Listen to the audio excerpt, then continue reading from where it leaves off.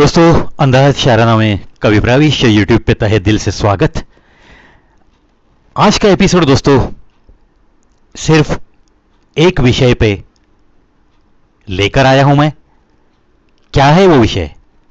सबके दिल के करीबी जो भी विषय होता है वही विषय लेके आया हूं दोस्तों।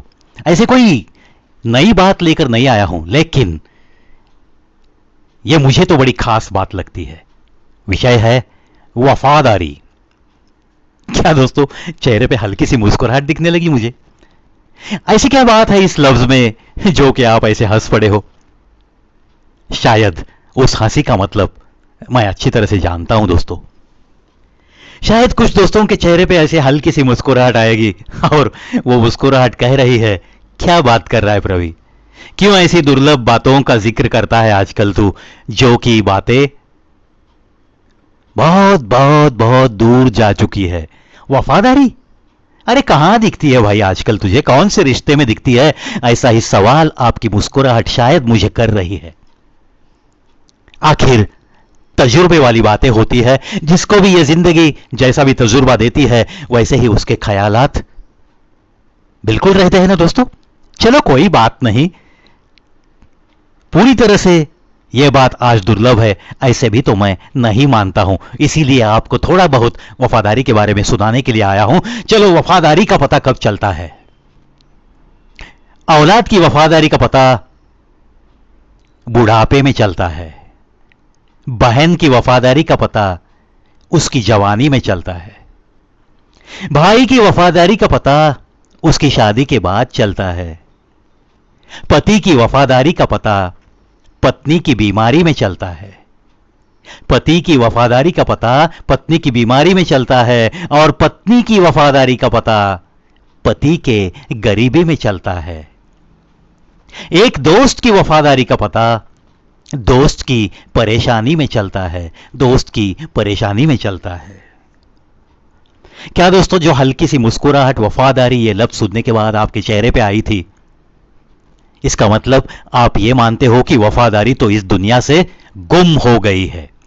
लेकिन दोस्तों, औलाद की वफादारी का पता बुढ़ापे में चलता है। इस दुनिया में जन्म लेती हर औलाद तो बेवफा नहीं हो सकती, इसीलिए मैं कहता हूं कहीं ना कहीं ये वफादारी आज भी जिंदा है। कुछ बच्चे हैं बड़ी अच्छी तरह से अपने मां बाप की हिफाजत के साथ, एक दिल की लगन के साथ, बड़े प्यार से उनकी तरफ देखते हैं। उनका बुढ़ापा कैसे संतोषमय हो जाए, यही सोचते सोचते जिंदगी गुजारने की कोशिश भी करते हैं। ऐसे सारे बच्चों को, ऐसे सारे बेटियों को तहे दिल से सलाम करने को जी मचलता है ना। इसलिए मैं कहता हूं दोस्तों, कुछ हद तक ये वफादारी आज भी जिंदा है। बहन की वफादारी का पता उसकी जवानी में चलता है। देखो दोस्तों, ये जो उम्र होती है लड़कियों की 13 से लेकर 18 तक की उम्र, इसमें शायद गलतियां होने की संभावना ज्यादा होती है। इसका मतलब यह तो नहीं है कि अगर वो आपकी कोई बहन हो, अगर आपके दोस्त की कोई बहन हो, क्या वो बेवफा ही होगी? ऐसी बात तो नहीं है। लेकिन बहन की वफादारी का पता उसकी जवानी में चलता है, यह बात भी बिल्कुल सही है। भाई की वफादारी का पता उसकी शादी के बाद चलता है। जरूर, ये बातें बिल्कुल सही है। देखो दोस्तों, 2-3 भाई माँ बाप के साथ बड़े अच्छी तरह से हंसते खेलते जिंदगी गुजारते रहते हैं, और बड़े भाई की शादी हो जाती है तो घर का माहौल बदलता है। क्यों बदलता है दोस्तों? बदलना चाहिए, लेकिन बदलाव अच्छा चाहिए।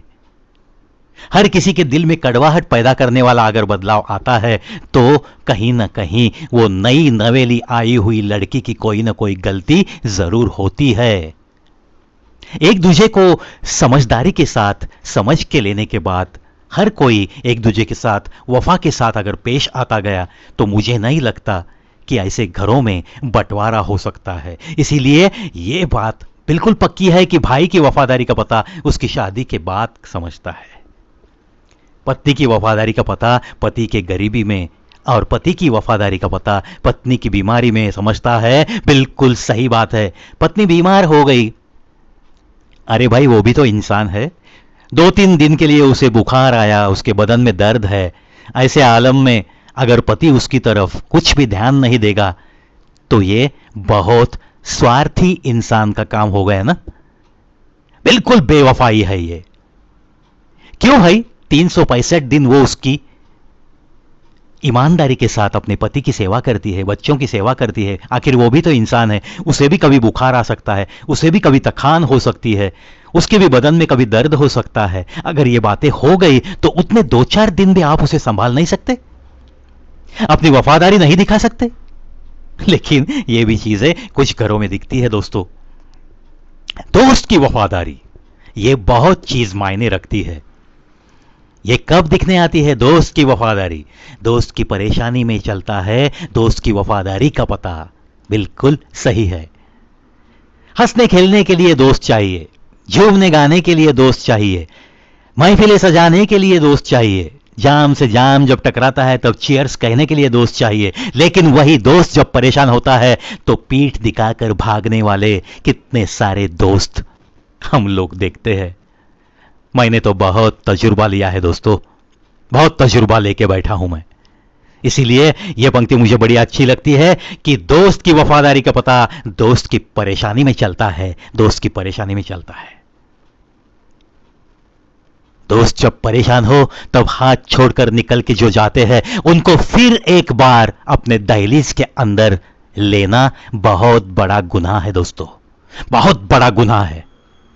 ये बात बिल्कुल जहन में रखो और आशा करता हूं आज का ये वफादारी, इसी विषय पे ये जो एपिसोड मैं लेके आया हूं, शायद आपकी दिल की वफा को ये वफादारी का एपिसोड बहुत पसंद आएगा। और ज्यादा से ज्यादा इसे शेयर कीजिए दोस्तों, क्योंकि ऐसी चीजों का इस समाज में आजकल बहुत बहुत उपयोग हो सकता है।